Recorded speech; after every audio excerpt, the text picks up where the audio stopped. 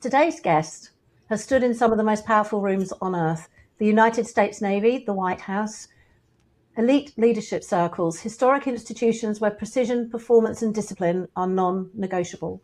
From the outside, that reads like achievement. But here's what we're exploring today. What happens when the medals are polished, but the man inside is evolving? Because at 30, most of us are climbing. By 40, 50, we started asking, was I climbing the right mountain?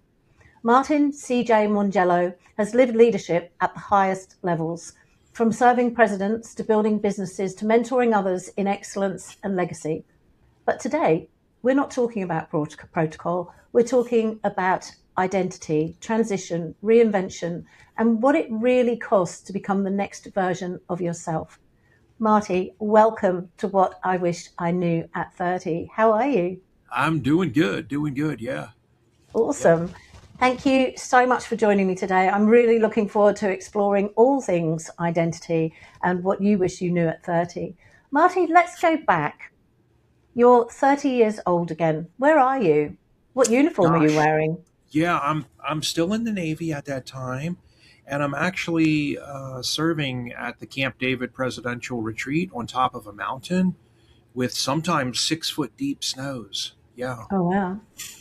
just shoveling and shoveling. They would drive around bulldozers and had a dump truck that they would turn around and dump the snow into the dump truck, and then the dump truck would drive away down to a river and unload it, and they would use a large front end, bulldozer. Yeah. Wow.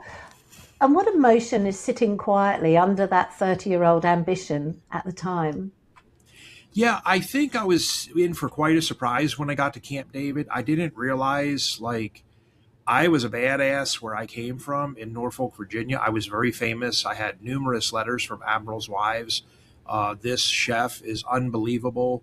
The Secretary of the Navy for the United States actually, signed my papers and orders for me to become a White House chef. And so I thought I was pretty awesome until I got there and realized everybody here is a top 1% badass. You're no longer special.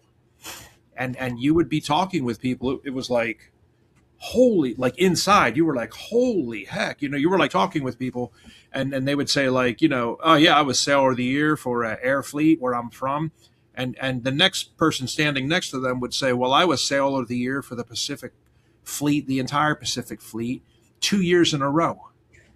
And it was like, oh my gosh, I am amongst like titans. I'm no longer special. I'm gonna really have my work cut out for me here. And I was a first class petty officer. So in the American Navy, they